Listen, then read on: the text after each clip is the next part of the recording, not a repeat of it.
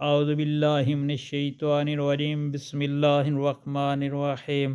السلام علیکم پیارے بہن بھائیوں، گولڈن لائنز میں خوش آمدید کہتے ہیں۔ اللہ پاک سے دعا ہے آپ کو صحت، تندرستی اور امن والی زندگی عطا فرمائے، آمین۔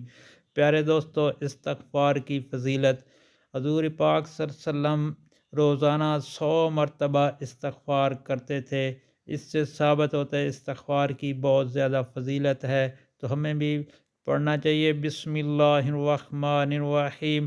استغفر اللہ العظیم الذی لا الہ الا هو الحی القیوم واتوب الیہ۔